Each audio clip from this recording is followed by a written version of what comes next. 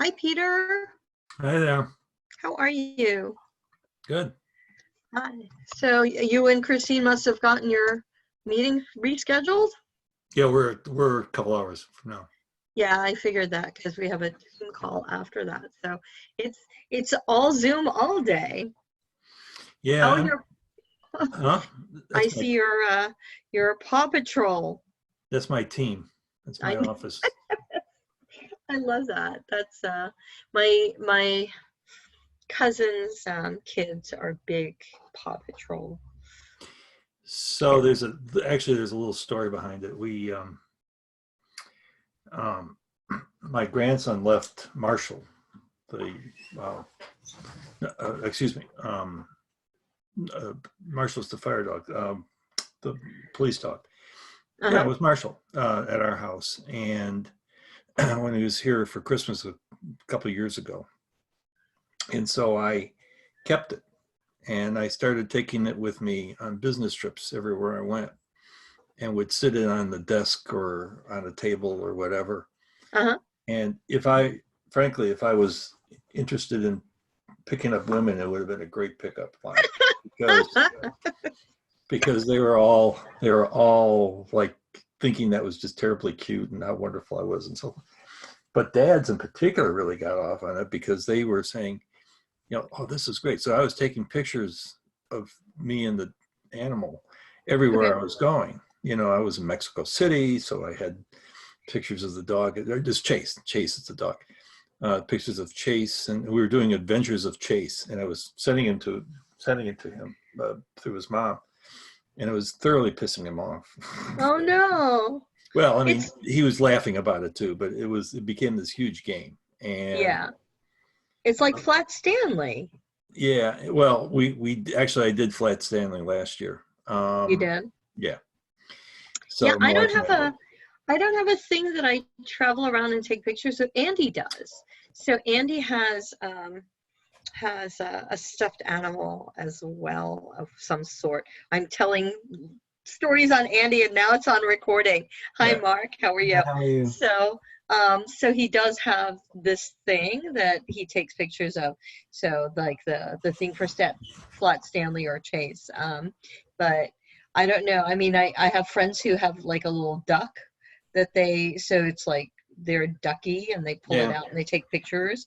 Um, I The nice thing about Chase is that, and if you notice, there's no Chase there because I ended up giving it back to my grandson. Oh no. Okay. But the nice thing about keeping one of those animals or taking them along is that it slips easily into a coat pocket. So Yeah. I could just whip it out and put it on a desk or whatever. Yeah, Andy's I think has to live in a backpack. So Yeah. Mark, do you have something that you travel with? Oh, that you take pictures with, or is there a thing that you take pictures of? So that's an interesting popcorn question. Interesting pop things. Do I take pictures of? No, Like when nothing. you're traveling or if you're I do like scenery and um landscapes. Like I usually take pictures of my hotel room view and send it to my kids. But, really? that's corny, but yeah, I guess that I do that, especially when Okay. I'm staying on high floors. I take pictures of my hotel room and view and send my home The to my view of kids. your hotel room as Yeah, opposed to okay. That's an interesting thing. yeah. I guess I've been Um doing that when I used to travel, which was a while ago. But yeah. Yeah, Mm, it's been a yes, while. when I used to travel. I'm trying to get my Um, virtual background game on like you guys. I guess my ah, no. so this is a picture of, hang on, that's Singapore. It says I Zoom. You have took, to have a green screen. I know everyone's getting that. actually I don't. I don't have a green screen, but that's a picture that I took this December Okay. in Singapore. So this is where the Science Museum is, and they've got a little pond, and I'm kind of proud of my picture, but yeah, it's, I can learn how to do that. Yeah. I It's will, actually you don't need a green screen anymore. Okay. The most recent update Yep. is here. I'll do something more Chicago here. Okay. Here we go. This is the auditorium theater inside, nice. but Louis Sullivan building. Hey, Marcus. Hey, Where hey. we're showing off our background pictures But and anyway, such. the latest version of Zoom app doesn't require you to have a green screen. Yeah. Mm-hmm. So I am typing into. Oh, Let there me you go. drop You're the right. There we agenda. go. There you go. I'm going to drop into the chat. Here is the agenda. Norris.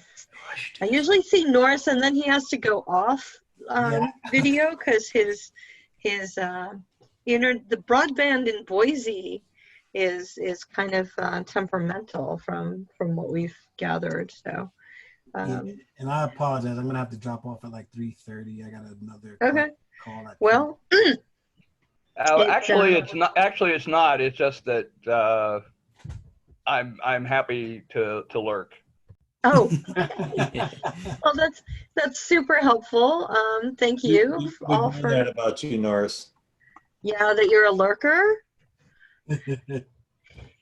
Okay, so I guess we started off with semi popcorn question is Peter and I were talking about when we travel, when back in the day when we used to travel, the things that we took pictures of or made sure to take pictures of, and so Peter, will you share again what it is that you were taking pictures of? Well, I was taking pictures with my crew. This is my crew. Okay. So Chase is not amongst them. Chase was returned to my grandson, but he left it at our house. There, he lives in Charlotte. I'm in Chicago, and he left it at our house, and I kept it for a while. And Chase accompanied me on all my business trips and meetings, and so at a conference, I was at this OECD meeting, and I put Chase in the middle of, right next to my nameplate, and I got all sorts of attention. I was telling Celia that if I was, trying to pick up women, I discovered that was a really easy way to do it because I was getting all sorts of, fawning attention and how wonderful it was and so forth. And so, but didn't work out that way. Anyway, so I acquired these other animals as companions instead. Okay. It also, by the way, it also works wonderful when there's a temperamental 4-year-old on an airplane. Right. And I would pull out Chase, and all of a sudden the kid would quiet down and start giggling about Chase. So anyway. Nice. See? These are travel tricks. Peter, you going to call on somebody? Sure. Norris, since you're lurking. You got to unmute yourself. There you go. Yeah, well, I'm actually frantically answering an email, one of those hurry up and then wait emails that suddenly I have to respond by 1 o'clock my time, which is 6 minutes ago. Oh, oops. Anyway, so what's the popcorn? Remind me the popcorn question. Things that you take pictures of or have been pictures when you travel. When I travel, mostly people. The people I met, I really don't try to get embarrassing photos of people, but it seems to happen regardless. But just things that remind me, for me, that's the best way to jog my memory is the people, there are pictures of friends at the Eiffel Tower, and you can sort of tell it's the Eiffel Tower, but mostly I've just focused in on the people. Of course, on that trip, it was also Paris Fashion Week, so I have a lot of very fashionable people.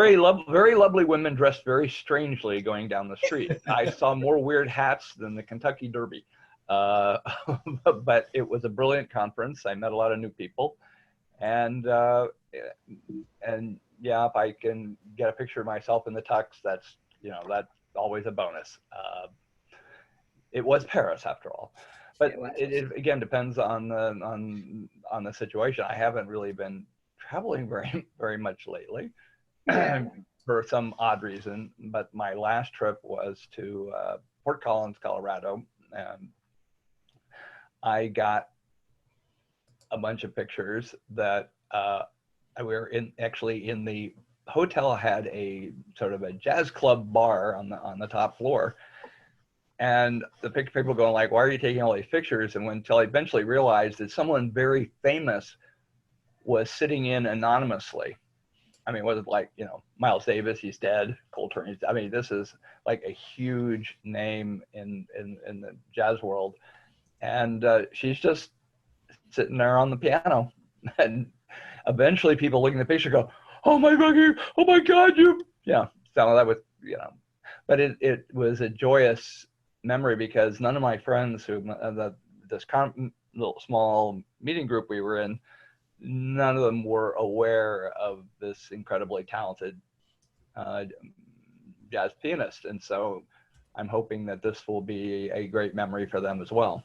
So it's, you know, it's not about beautiful pictures because I am no damn good at I take a picture of the Grand Canyon and no one will care.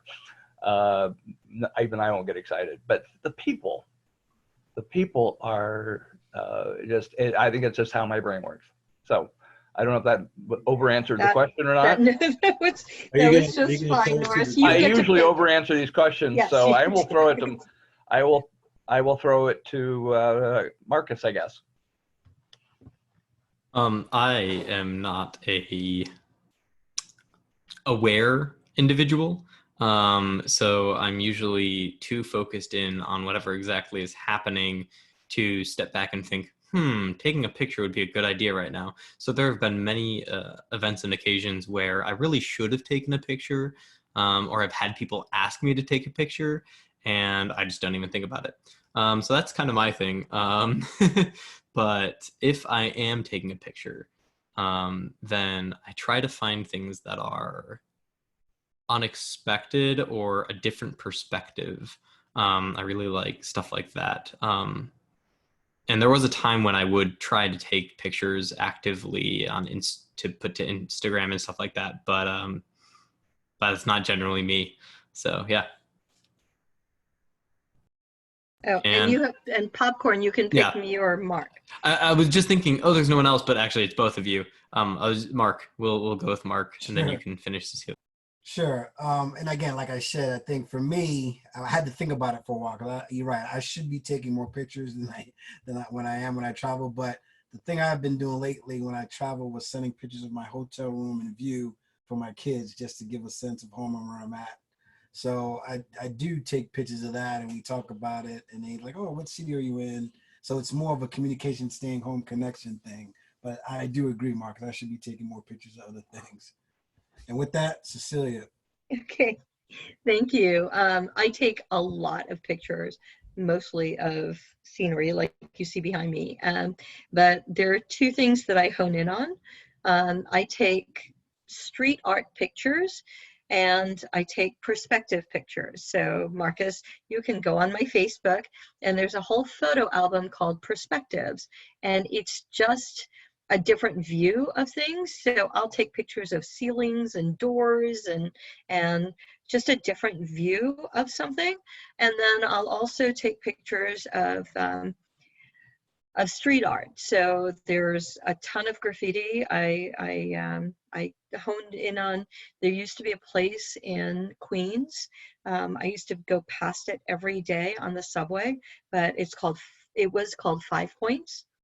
I know 5 and if you've Points. ever seen the movie Now You See Me, which is a great caper movie, yeah, actually my classmate wrote that movie, so really proud of him. But they had a scene in 5 Points, and 5 Points was great because all the graffiti artists would come and they would do their art, and you actually had to put in a proposal of what you were going to do, and if you were going to take pictures of it commercially, you had to get permission. And it was really wonderful, and now it's whitewashed and turned into some high-rise condo thing, so that just kind of sucks. So okay, thank you for interesting insights, and I will look for Peter's Paw Patrol photos. and I told on Andy because Andy actually has a thing he travels with and takes pictures. So welcome to the Goal 7 call on sustainable work, all about the future of work or being sustainable. And so the question for today, and I really want, I know Peter has a lot to share on some of the things that he's doing right now, is ways organizations and groups are addressing work in a post-COVID world. The chat is, in the chat is the agenda, and I will do my very best to take notes. But maybe if we have Peter kind of kick us off, because I know that he's working on something, that would be great. And then we'll just kind of open it up for discussion. But I will also want to be mindful that at least 10 minutes in, we'll have Mark share before he has to pop off the call.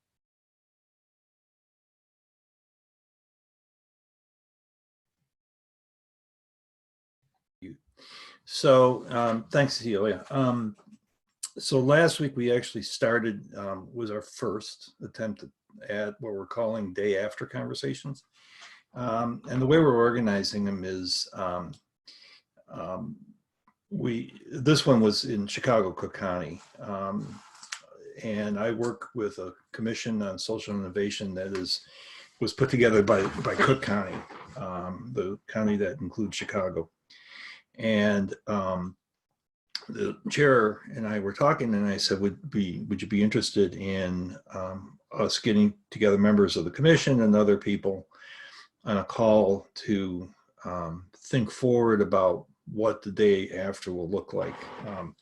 And I'm not suggesting it's going to be like, well, like the when Helen Hunt came out of the shack in Twister, and all of a sudden, you have the skies clear and everything is a new day and so forth.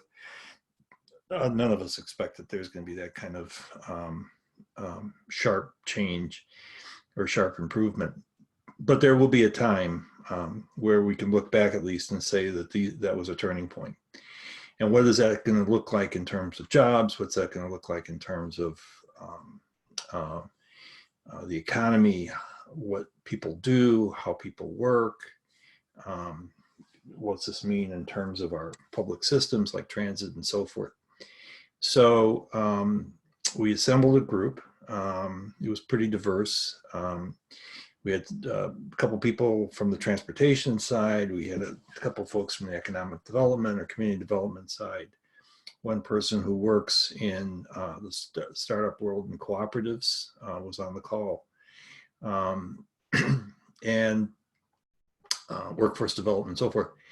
We kicked it off with a couple of presentations just to sort of get people grounded in terms of what the numbers look like. A colleague of mine has an econometric input-output model that he ran for Chicago, Cook, or the metropolitan area actually, showing that in terms of job year losses, now there'll be more people, but if you string the losses in jobs across a year, we're talking about 500,000 job year losses in the metro area alone, concentrated in hospitality, restaurants, service sector. Not so much, interestingly, in manufacturing. We had another person from out of DC give us a brief presentation looking at who in the what they call frontline industries are being affected by the shutdowns and so forth, and what does the composition of that workforce look like? So it's majority female, substantially disproportionately minority, and the like, and low wage. So we got into this round robin conversation. The meeting lasted 2 hours. What I had hoped to do was to get into more of a synthesis session. But what I did was like what we just did now, which is go one by one, asking people for their ideas and their perspectives and share some experiences and their thoughts and concerns. Again, what we wanted to do is to get into more of a synthesis and then perhaps even set the stage for follow-on conversations by the group. What I'm doing now is actually before this call started, I was going through the transcript. We record everything too, but then we actually have it transcribed. So I have a written document, and that's done by AI. That's a service called Trint. So I'm going through it now to pull out some lessons and then do some of that synthesis and feed that back to the group with the idea that maybe that will trigger a follow-up. But as I intimated, this is actually the first of several that we're planning. We're basically bootstrapping it, although we are finding some folks who are willing to help pay for this as well, which is nice. So we have a conversation tomorrow about doing something like this with a group of ministers, preachers from who are in rural North Carolina. There's one of the foundations that one of my board members works with closely, has that as part of their mission statement in rural churches in North Carolina. And so we're going to be pulling together a group of ministers along this so they can reflect a bit about what's going on with their parishioners and their communities. And again, look more towards what's the future look like, but also giving a sense in terms of what's happening today. We have another one that we are approved to go forward with Source America, which works in the disability arena. Its members are going to be asked to join the conversation. So we'll be focusing on the disability world, people who work and who employ organizations that employ disabled workers. Got a few others out there. One potentially, and Celia, you know Don Mackey. We're talking about doing something with Don. Very preliminary. In fact, we're going to have our first conversation about it next week. But on rural entrepreneurs and rural entrepreneurship, again, bringing together members of his networks to sort of reflect on what they see as happening and what they see as coming down the road. For this group, the individual who spoke on the cooperative side sees this as an opportunity for growing worker cooperatives. And I have to go back through her comments some more, but my recollection was it's both a combination of there aren't going to be many other opportunities for people. So this is a practical pathway forward for people, for folks,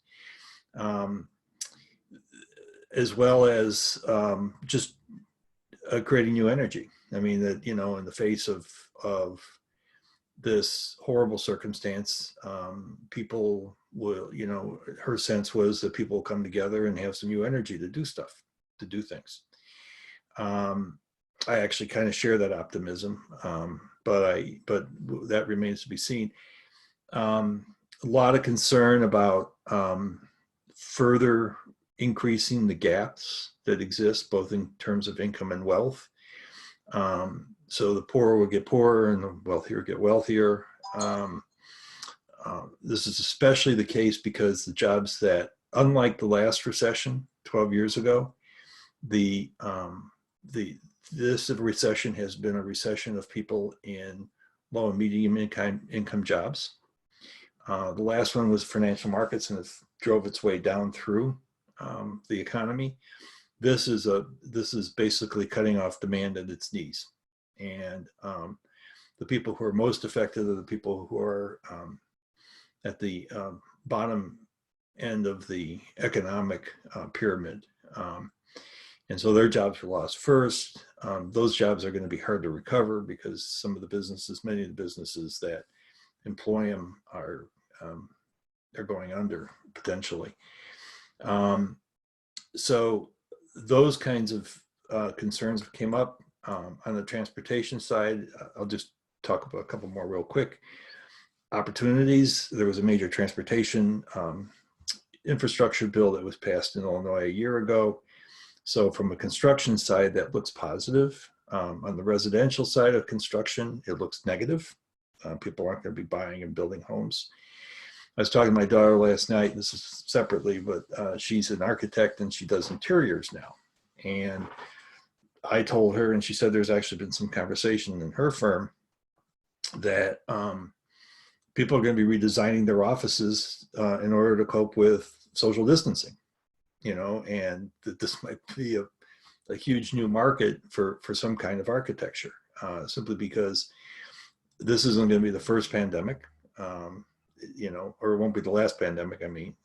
And so people are rethinking in terms of how they design their spaces so that they're not caught short. So a variety of interesting messages. I'm pulling them all together. Nothing too surprising. There were some insights that I had not thought of. So it was a huge learning experience for me. But it's like I said, it's first of many that we're planning to do, and we'll do as many as I can physically manage. That's wonderful. Thank you for sharing that. Mark, do you have any thoughts before you leave us? And you can absolutely continue to throw them into the agenda, and we can think about them and continue the conversation on Slack. But I just want to be mindful of your time before you exit the room, and then we'll continue with the discussion. Yeah, I got a ton, but I will chime in Slack and in the document. But along with what Peter's been talking about, I've been in a couple conversations too, and one of the reasons I have to leave this call is talking about recovery and how it impacts entrepreneurs. So the stat, I was on a call last week, and the stat that they said was 2 decades of entrepreneurial activities wiped out in 2 months, right? So we're essentially rebuilding all of the ecosystem and entrepreneurial activity that occurs, and it's further exacerbated by the ability for entrepreneur and Main Street businesses to get access to a lot of this recovery funds. So there is recovery funds that are going out. It's going to save some of businesses, but the majority of the business and the populations that I serve probably won't get access to that. So what do we do? So it is that recovery, I guess, / resilience conversation, because you're right. This is not the last. If we think this is going to be the last pandemic or something like this, we're sort of fooling ourselves. So how do we build this resilient infrastructure for entrepreneurs? And then a lot of it starts with the stuff we've been talking about as part of this ESHIP community, but this even accelerates our need to figure that out. So, a lot of the work I was doing was place, bake, and convening and community building. So the second part of that is, how do you create that in a virtual world where I may not be able to see you or meet you at a co-working or innovation space? And a lot of these innovation spaces now are relooking at their financial model. So I see a lot of sort of symmetry in people trying to figure it out, but it's just that, where do we start? And is it a government function? Yeah, and it goes back to the start one up stuff that Victor was talking about, which is more of a policy thing, but how do we tactically get with some of these large corporations? Because the call I'm going on now is to talk to Comcast, which is a large corporation in my region, about this problem, see what they'd be willing to do to help. Because a lot of them are having these typical entrepreneur education tours, and a lot of the high level things are like, look, we need to pivot those and have them look at a different way and focus on this resiliency, is what we're calling it. So I know that was a mouthful, but yeah, this topic is at the top of mind of what I'm working on. I just don't have the answer. I know we've been in a lot of conversations.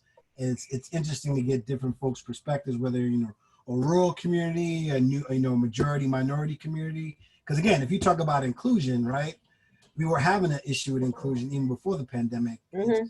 It's becoming worse. Let's just be honest. And then, and what do you do about it? I don't know. They're not saying Absolutely. That this pandemic was created to exclude Black people, but it's further exacerbates their challenges, their concerns, and their worries, right? Their anxiety. So. That's totally, I completely hear you.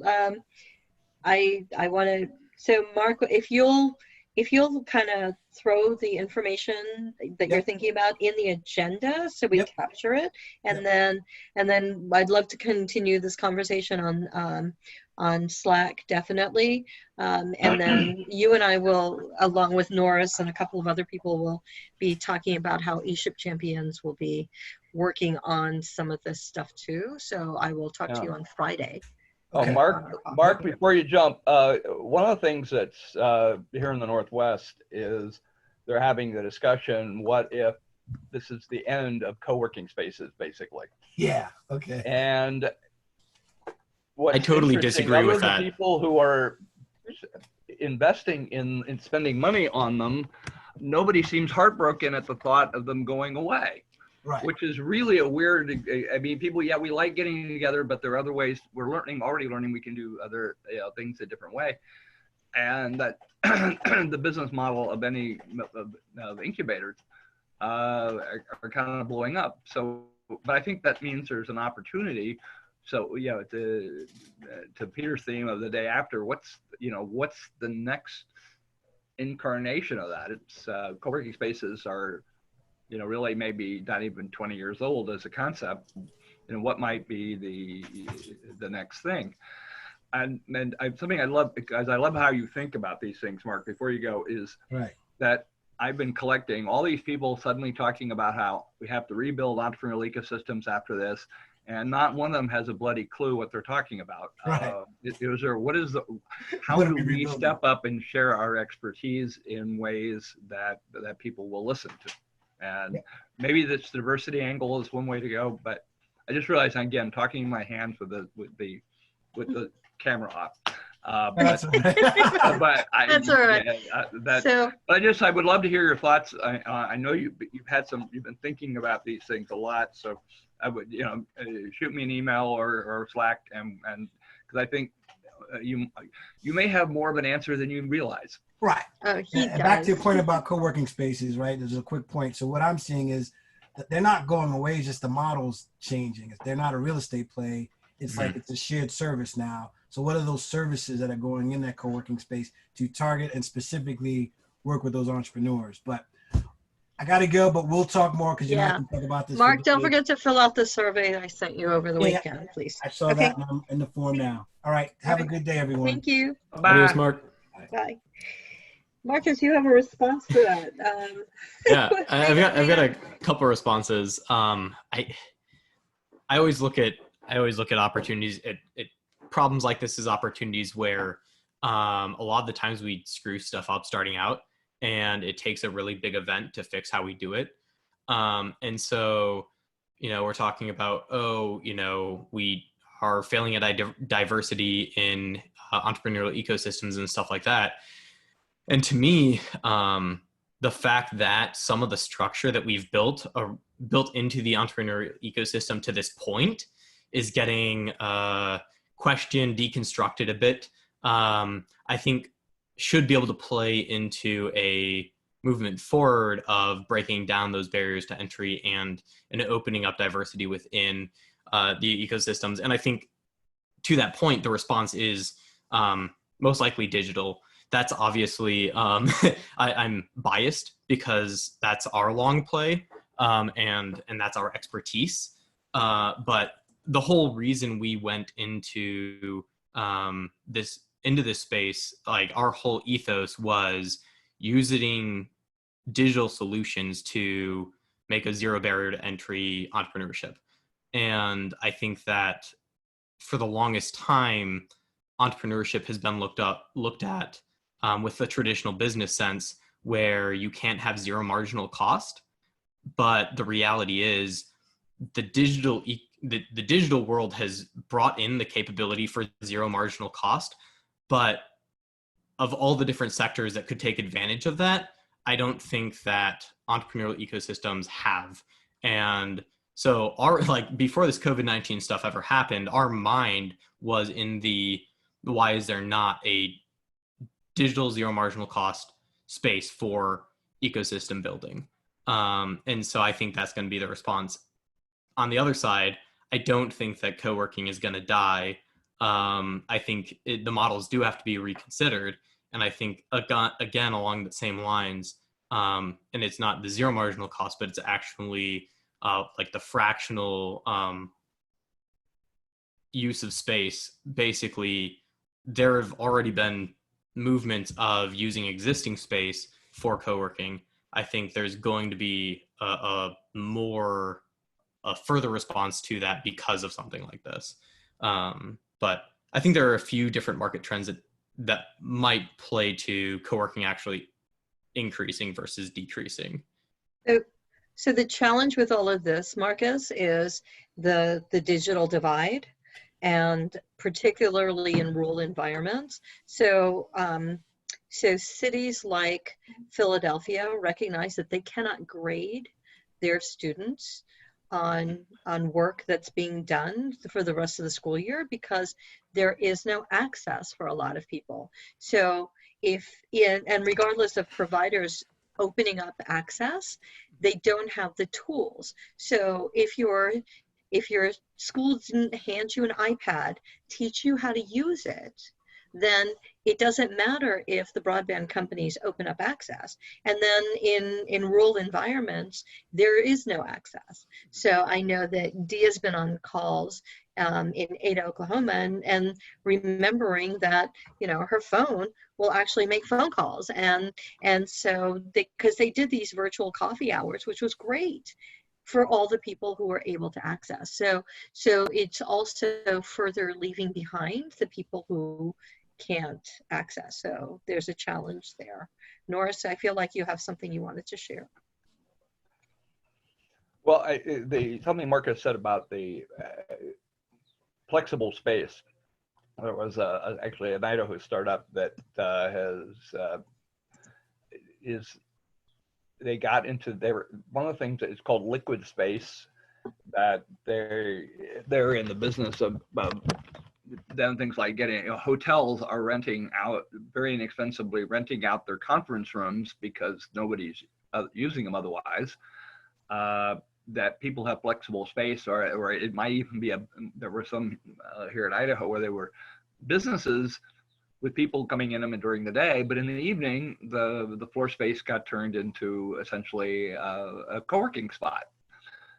It seemed completely nuts at the time, and now it doesn't seem quite so nuts. And I think that's an interesting possibility.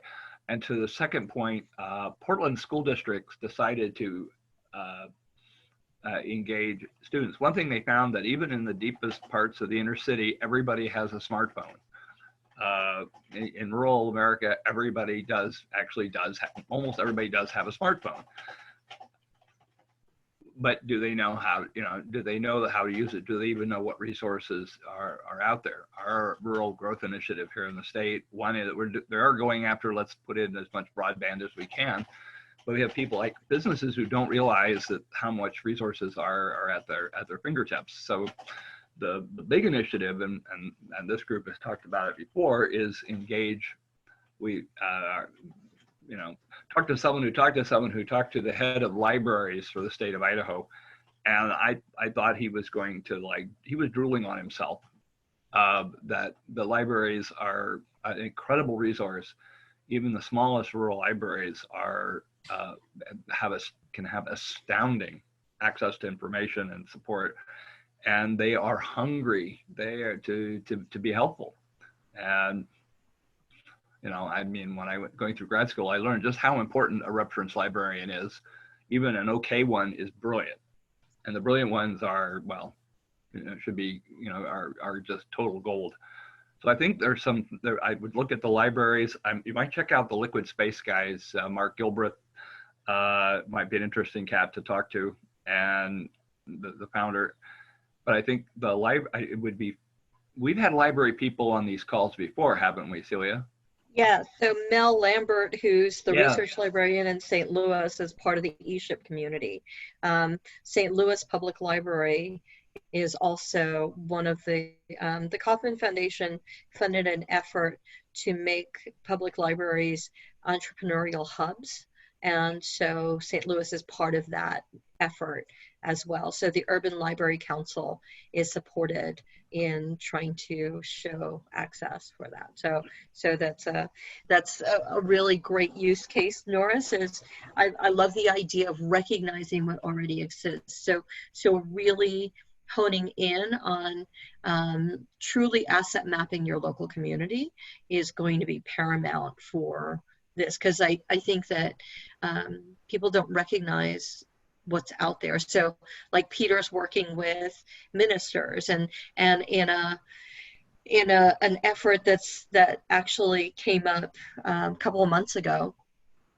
During Global Entrepreneurship Week, Fallon Wilson was here with Black Tech Week, and so she's with Black Tech Mecca, and she was telling me about an initiative that she has of catalyzing, and hers is more honed in on Black Christian ministers, but in because that's her demographic, that she's got the Rapport? I want to say it's the access point, right? Yeah. It's your entry point to accessing. So that's what she was working around. So she's got an effort with Black Christian ministers to talk about their churches. You know, you already passed the plate around, you're already a community space. Now, what can you do in this ecosystem building? So I like the way this is going about adaptation, resilience, and assets. So if Yeah, you're going to so- talk about, one of the things to talk about though is that we always, when we think of, and I think assets a good word, but it's not a great word in this.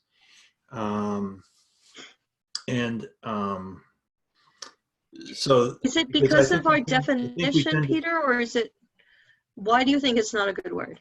because it tends to put us in the frame of mind of thinking about things and not people. And resources? Yeah, I was gonna say, would resource be better? well,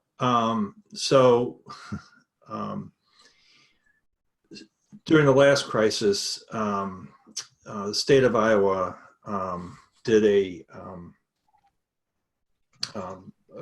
was undertaking well, what happened was Maytag shut down in Newton, Iowa.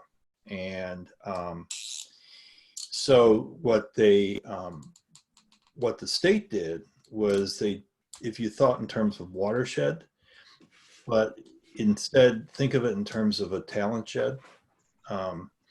And what they did was they got to understand what's the composition of the workforce that got laid off at Maytag.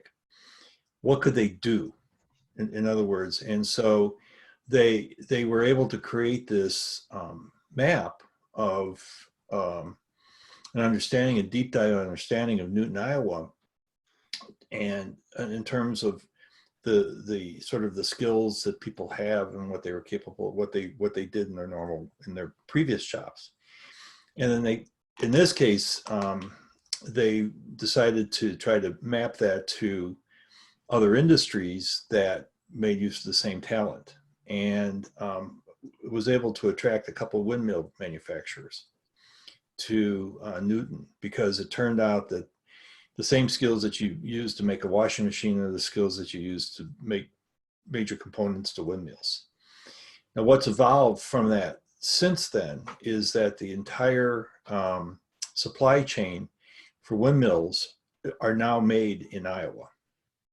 From the blades to the poles to the machinery that sits on top and so forth, and it's created this huge new industry for them. It's a major wind energy state as a result of that, because they put up if you ever drive across Iowa, they're just miles and miles and miles of windmills, but they're all made there.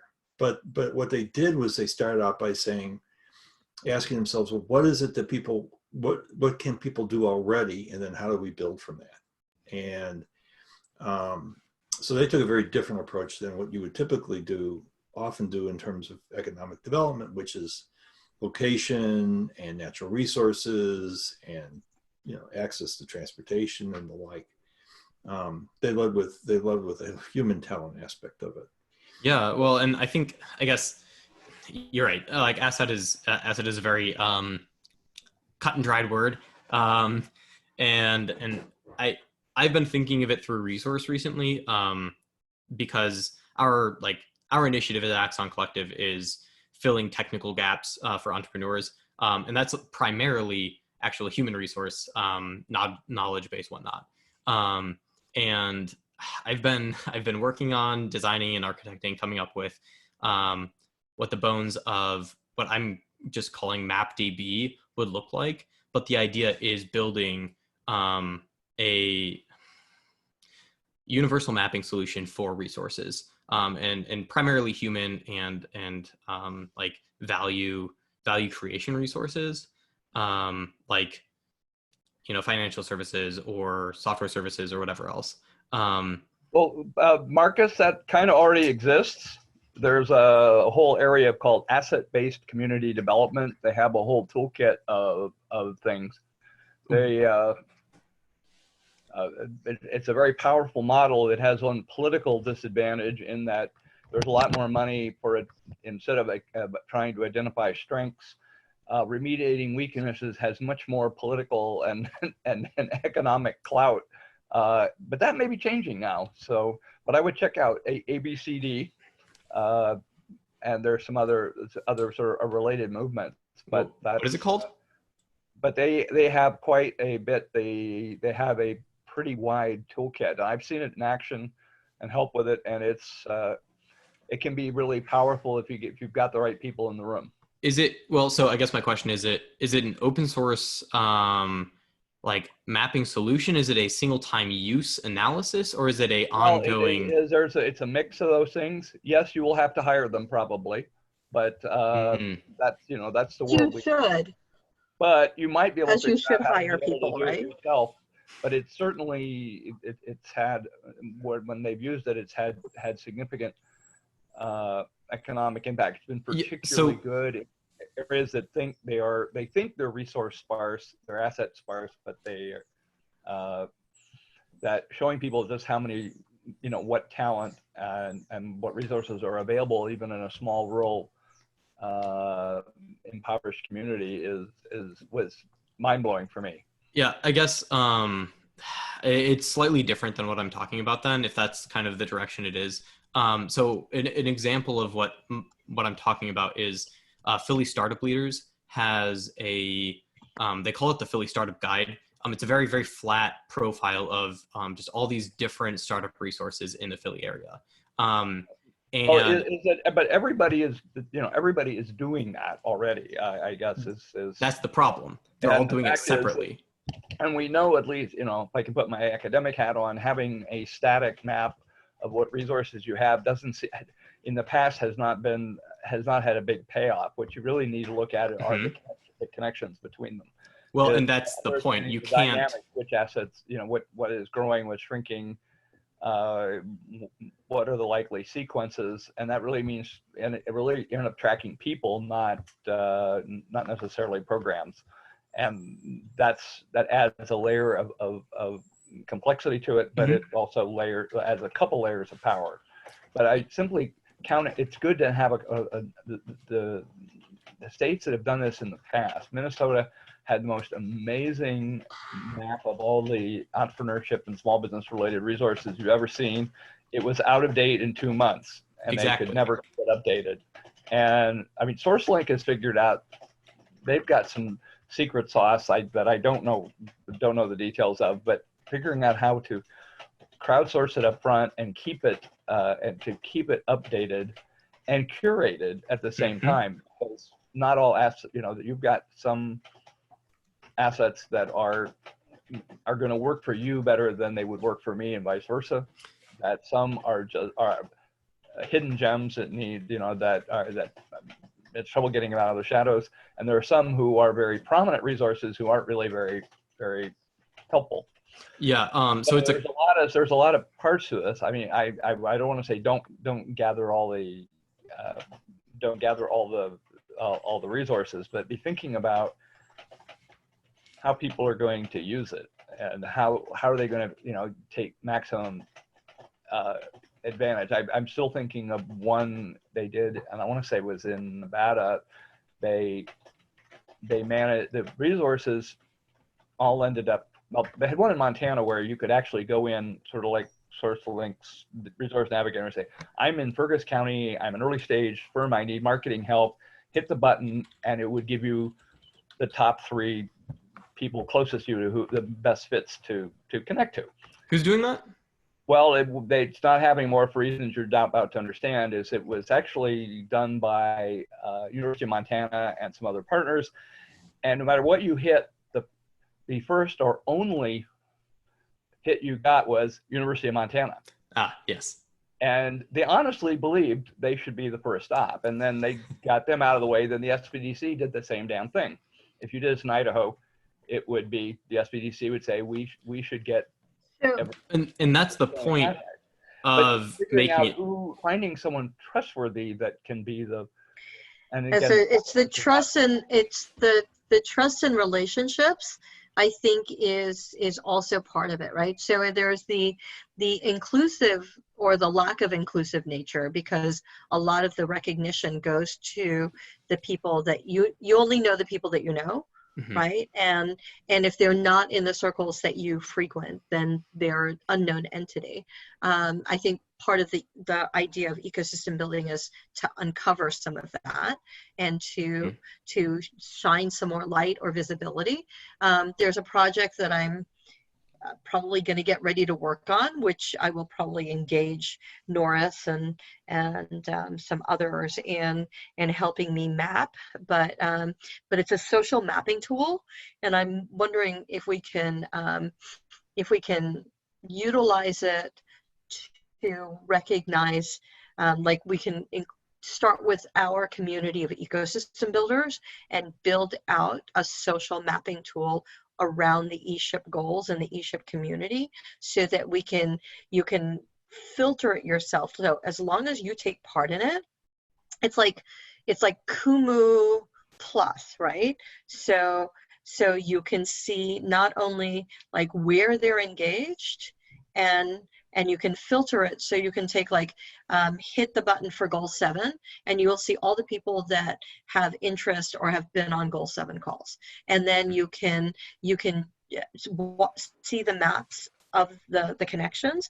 And then what I really liked about this social map is that it shows the strength of connections, because like if you go on LinkedIn, you can see who's connected, but my personal preference is not to connect with you unless I've had some meaningful engagement or we've had a shared experience, because otherwise you're just filling your to use old school terms, like your Rolodex, right? So you can pull out your deck of business cards, and it's just like having baseball cards. Got them, need them, got them, and that doesn't help. It doesn't show me that connectedness or the strength of the connectivity, which builds the trust so that you can collaborate and to know what people's wheelhouses are. So if you're interested in playing,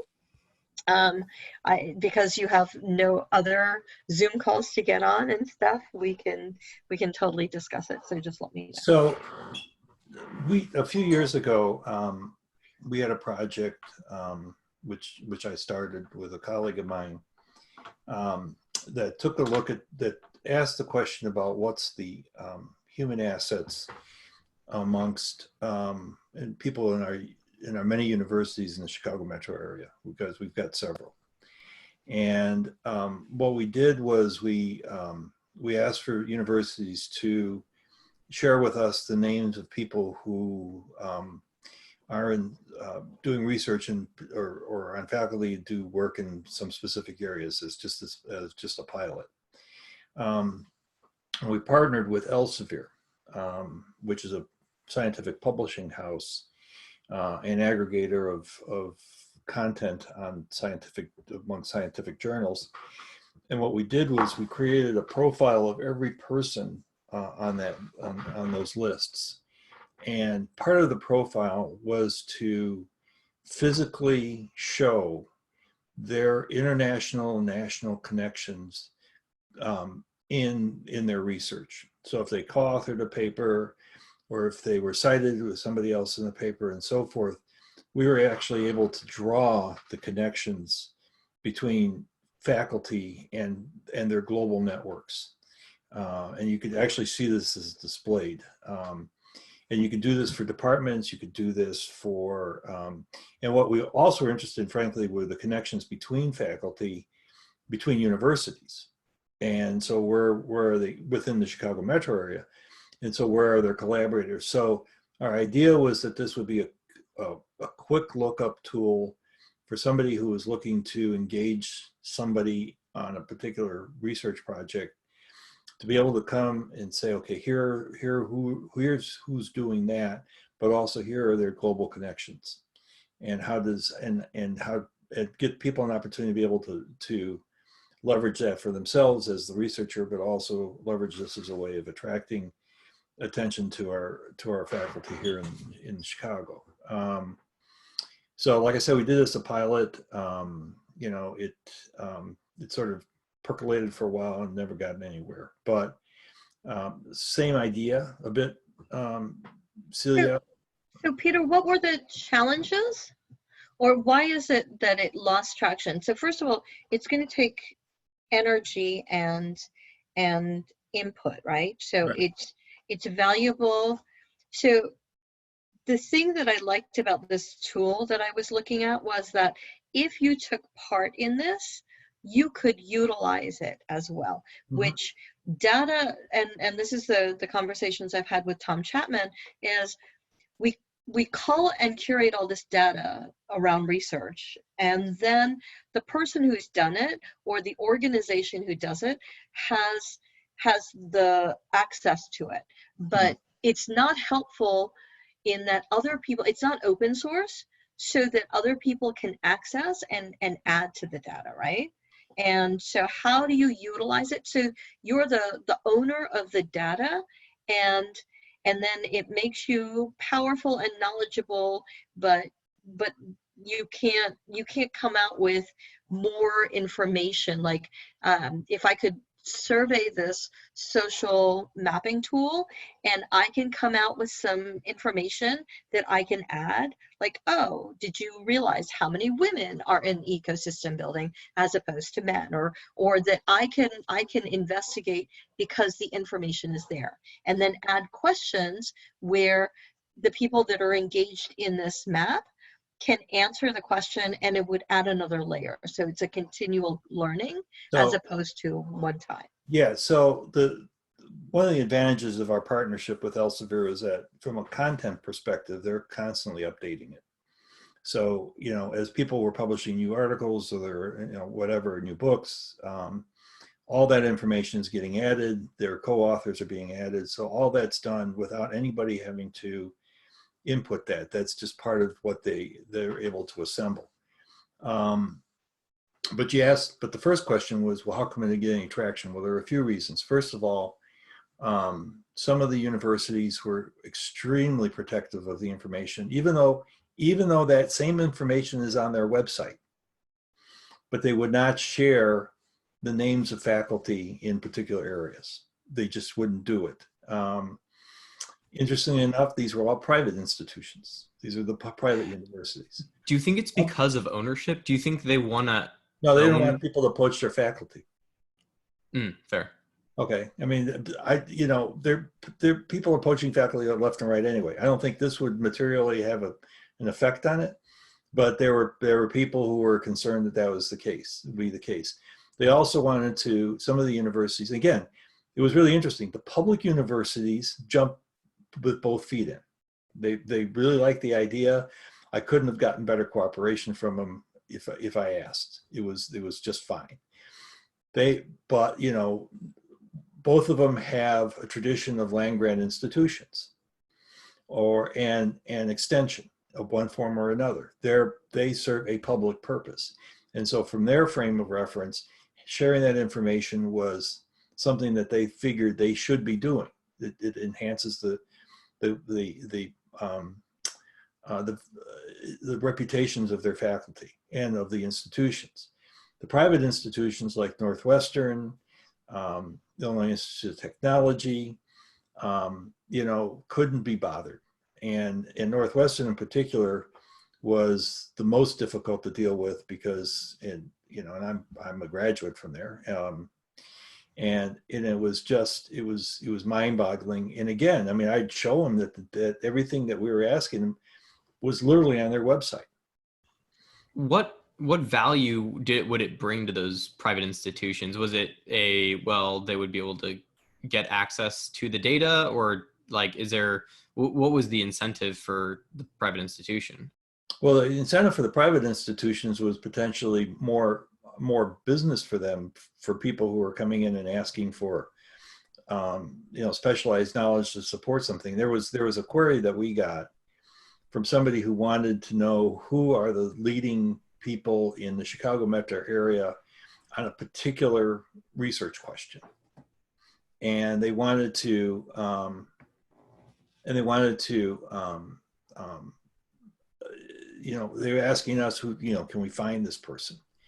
And it was a great opportunity. It was a great, and from the university's perspective, it would have been a great new bit of business for them. Peter, are there internal politics? Celia has to bump. Are there internal politics at Northwestern? Hmm? In Idaho, we tried it. Like, who are the rock star, scientists and social scientists and such at all universities? And it was really difficult because you had people saying all our kids are pretty, all our babies are pretty. We're not going to play favorites, even if someone's on the short list for the Nobel.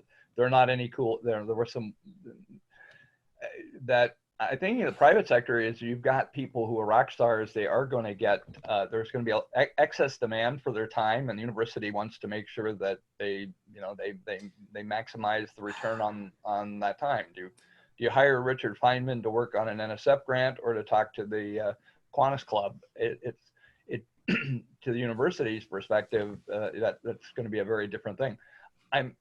I'm surprised that if that you have a pirate school that may not be lofty is acting like this, but a public school that's, I would assume, did University of Illinois, were they friendly? Yeah, very. Is it why? I wonder what if there's something really weird dynamic going on there. No,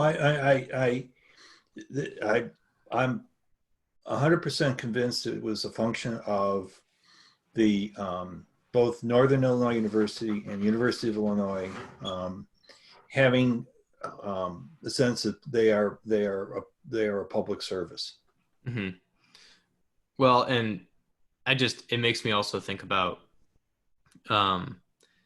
you have the data holder also being the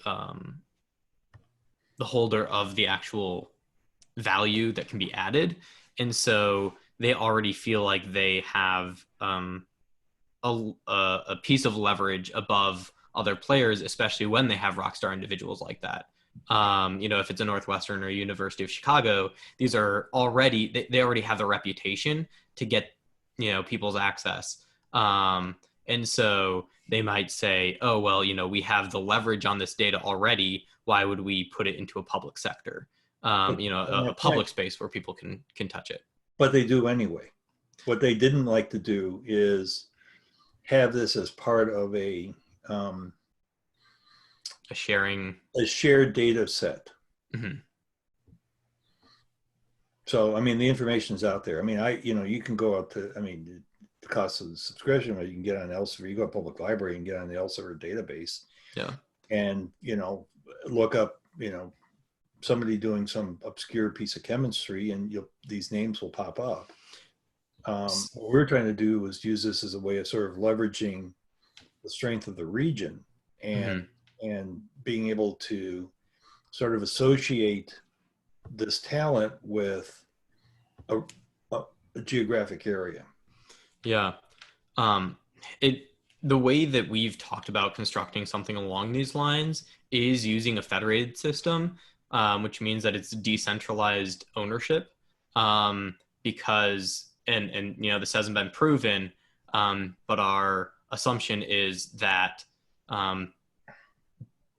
in sharing into a centralized system, you're losing control. And so if there's an incentive for these gatekeepers to have leverage over that data, then at least in a federated system, they are still the controller of the data, but it's an open access, and they can control that open access. And so at least we're talking in the same language at that point, even if they still maintain it. And that also means that ownership right means they're going to maintain it better than if it's oh, well, we're the ones owning it, but you have to keep updating us type of thing.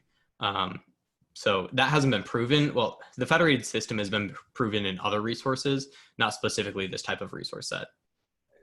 Is there, if there's an issue of security, I had dealings with the University of Chicago, and they're not the only one, but they have something where you have data that might be sensitive, that it's put into what they call an enclave.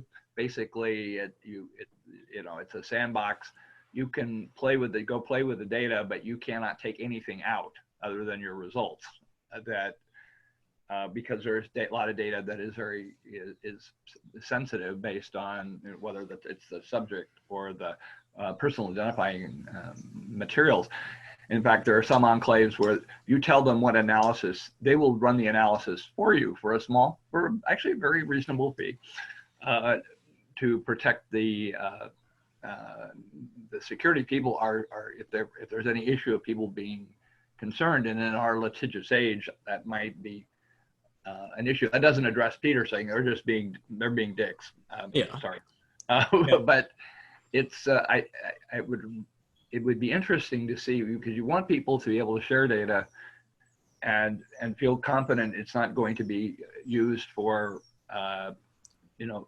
nefarious purposes, or worse, someone finds out a way to monetize a resource. You have a resource, somebody else uses it and monetizes it, and you didn't.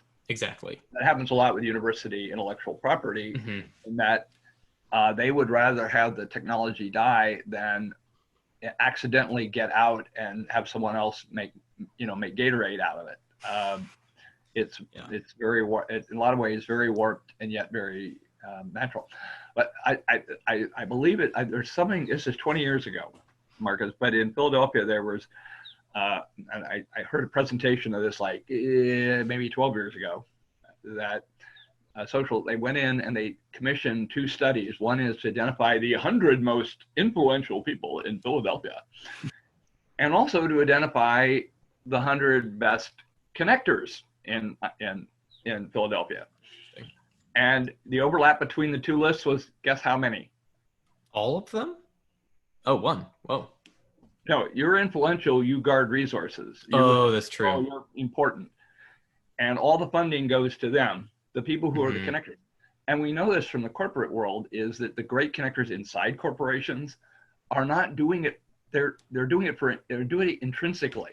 That's the biggest problem with ecosystem builders, is we do all this because we're intrinsically motivated, not extrinsically. And we like people, and we want to see people succeed. And if you pay people, if someone is very intrinsically motivated and you actually start paying them for doing it, you can actually kill their motivation. Yep.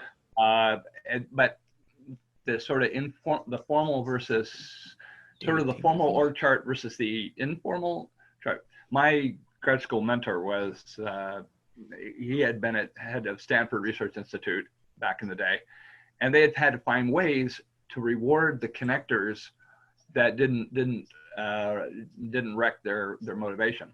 But it was sort of interesting. Anyway, the woman who did the study on the connectors has gone on to bigger and better things and is paid a lot more than we are. Been very successful, because whether it's inside a community or inside an organization. But she was one of the first. That was back in the day when doing the math in this social network analysis God couldn't do. Now it's push a button on your calculator kind of level of. I'll send you a link to that. It's just there are a couple of reports. The real story has been kind of buried, because that overlap of 1 turned out to be very embarrassing. Oh yeah, I'm sure. Because the one person was also the person who commissioned the study, and she had to go hide under her desk for a while. But when it's that bad, it's not horrible. It's funny. Our large federal research lab spent an insane amount of money 25 years ago to create spin-outs, give entrepreneurial training to anybody who wanted it for free at their lab.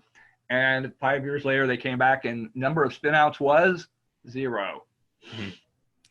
Then they found out that a lot of the neighbors, friends, spouses, kids, parents of the people who took the training, they had actually had fueled an entrepreneurial burst in Eastern Idaho but it wasn't the people who went through the training. They had a nice government lab job. Anyway, Yeah. I'm babbling, but I think I'll send you a link to that because it's sort of the sanitized version of it, but it's a great thing I'll put it in the chat. I think that data is very, very valuable to have. The thing is that you can go out because you can also snowball sample the connectors. You can snowball the resources. Okay, what other resources? I love what you got. What else? Who else has got a good resource out there? And you'll find out about who they are and who the ones people are, who have the 5 stars on Amazon rating, which is an issue that I think actually the state of Missouri tried doing that, and they found out by putting in a way to evaluate resources, people could vote them up or vote them down, or give them a number of stars.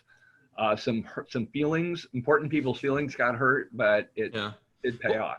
Well, I would say that's the thing is I feel that's common practice in like shared data is being able to have that, and supposedly that makes a cleaner, more equitable data set. But equitable to who is always the interesting. Equitable to truth. Well, no, I'm thinking if it advantages me, it's equitable, right? So I need to have someone who's hit me inside the head and say, no, you're being an idiot about that, and that's why I can't wear shorts, because I've trained too many people to kick me under the table. I say a lot of dumb. Peter can confirm. I've been known to say some dumb things in the past, but it is much better to get kicked under the table than get way down the road before you realize you run over by a bus. I don't know. Well, I was thinking I forgot to wear pants, but there you go. We had a long discussion back and forth on Twitter because in the UK, pants doesn't mean trousers. It means underwear. And I had told someone, yes, I did this. I did this big ecosystem session at a major academic conference online, and I had promised someone that I wore pants, and they said, well, we can tell you, we can't. He said, I can't tell if you have pants on. They're like, you have trousers on in the picture, and realizing how many Americans don't know that in England and some in parts of Europe that pants means underwear. However, this, of course, then deteriorated, as you might imagine. But it's because the people in the UK are watching it. It's midnight, and they've been drinking beer. Even better. Got some great questions, gotta say. But that was fun because my co-presenter was Samantha Steidel from ESHIP. So that was one of our ESHIP people. So that was, and she just was total rock star. It was a definite coming out party for her. So that was, the more we can get our voice out to people, because there are a lot of people have really bizarre notions about ecosystems, and they don't, it's like they almost don't want to know. I don't think they don't want to know, but their assumptions are watching, telling, you talk to someone and they're going, yeah, we need to do ecosystem building. And okay, now what about business attraction? And just go, then you start weeping. But I think now is that everyone's talking ecosystem, we need to figure out how to step up and get our voice out there. Yeah. It's going to be a sustainable field. Yeah, I think there's a lot for that. And it's hard because, like you said, it's not a position of recognition or high pay. It's a thing that's done, out of altruism. And so the type of people in this space are not the type of people to drive massive marketing campaigns about how we have the solutions and all that. So anyway. Well, I'm Peter, what are your thoughts on getting our voice out there, that what we know that the majority seems to not know? Any thoughts on selling that? Yeah, I mean, I've been to Next time I will comb my hair. no, that's you're looking fine. Norris, you always look wonderful. And anyway, you're backlit enough so we really can't see your hair as it is. So yeah, there you go. I don't have any really good answers on that. I think that I go back and forth a bit on sort of the merits of trying to sell a point of view and an approach that gets often conflated with whether people respect the people who are doing the work. So, there's the approach, there's the sort of the mind frame of mind about how to think about entrepreneurship and the systems that are required to support it, and what exists naturally in the wild, and what things you have to create in order to enhance those capabilities. And then there's the other piece of it, which is, does it get recognized as being valuable, that activity? And I think we tend to, I think it tends to get, the two tend to get equated, and I think they're really actually separate questions. I think they're separate issues. Mm-hmm. So the work is valuable. The work needs to be done. And in my frame of reference, I think that's what you do first. That's what you do. And then the inherent value of your participation in that is a separate question.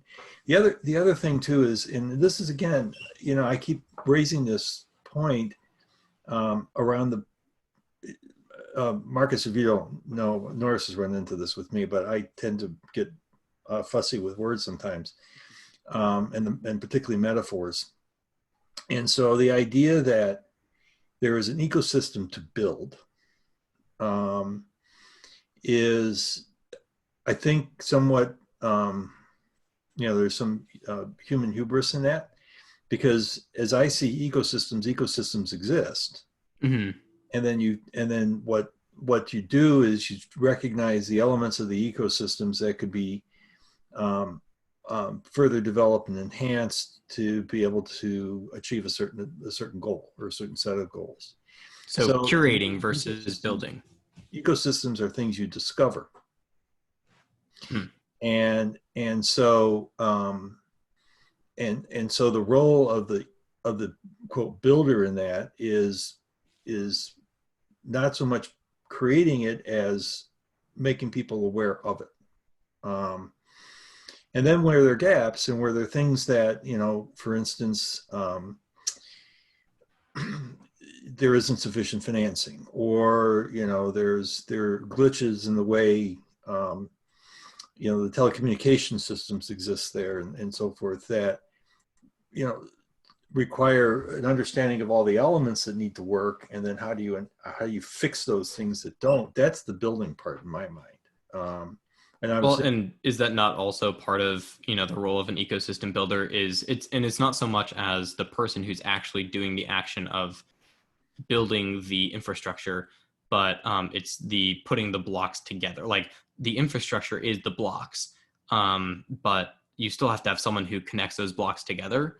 And I guess that's, to me, that seems like it's more of the concept of that, the ecosystem builder or the keystone, however you want it to be. Because if you don't have someone, in that space, it'll happen. It just might not happen in the period of time expected, or it might just not happen at all because there's no intersections. Well, that may not happen at all, but the other part of it, though, again, is that, and this is the discovery part, and that is that there are elements within the ecosystem that often go unrecognized, and people within the ecosystem that go unrecognized. So if you're living in a coal town and all you think about is that all those folks in there are, coal miners, and they are defined by what you perceive them to be in terms of the kind of work that they're doing, without understanding what is it, the skills they bring to it, and their, Oh yeah. That. And if they don't have sufficient agency to be able to even express that, I think is something that, that's the kind of thing that you need to elicit, is that, okay, what is it about being a coal miner? I have a friend of mine who ended up becoming a deputy assistant secretary. He was a deputy assistant secretary of the Department of Labor, very senior position in the Department of Labor. He grew up in a farm in central Minnesota. And if you ask him to this day, how does he define himself? He will say, he's retired now, he's a farmer. Now, he's had this long career in government. He's had this long career in things. But what he's communicating is, I'm a person that solves problems in the field. And I make do with the resources that I got. And this is the way I think of myself. And part of what I think an ecosystem, quote, builder has to do is to understand that about the people within the community. And it's not just the person who's succeeded in being a very high level, bureaucrat, but also as the person who's, the people who are the beauticians and the, the barbershop owners and other sorts of folks, and what they bring. I've done a lot of work off and on with immigrants in Chicago, particularly the Mexican immigrant community. And there's kind of a standard joke among Mexicans, which is you give a Mexican a screwdriver and he or she will fix anything.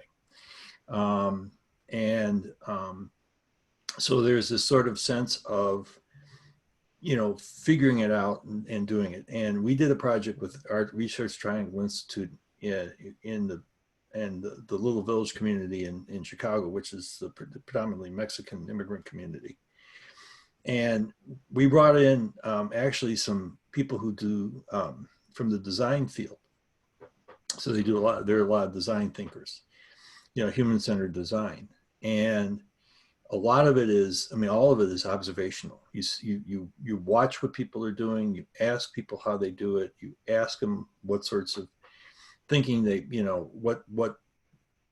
what helps them in terms of how they conceive of their work. It could be somebody's doing a food cart or other sorts of things. And then in the process, you begin to understand the world from their point of view, and you build on that. And so, okay, what are some of the challenges you're running into? So we had actually devised an idea. We never did implement it. There are lots of things I've done that we've never implemented, but this one was, I thought was kind of fun, which was, we were partnering with some multinationals on this project. And one idea cropped up that, so when somebody has to refill their food cart, they have to go all the way back to where they store the food. So they've walked 2 miles and now they're out of food and they have to walk 2 miles back and get it and then restock and then go back out. And so, how long does it take you to walk 2 miles pushing a food cart? And you're down on sales time. And so what we were thinking about was, connecting them with a resupply system that they can trigger electronically, either because their food is being monitored with sensors anyway, or they can just make a request, and then this supply truck would come around and resupply them. Nice. And that was the idea, and we never, like I said, we never got it off the ground. But so that's building this business system, Well, and that's something that they would have never come to. They would have never been like, oh, and it's the same thing. Like that's the value add on our part. Yeah. But the first thing was we listened to them. Oh, of course. But all right, I need to hop off. Yeah. But it was a pleasure talking, and let's continue this in Slack. But yeah. Okay. Thanks, guys. Talk to you later. Wait, Norris, what was the name of the pianist? They'll have to study my social media to find out. No, I don't want to study your social media. My goodness gracious.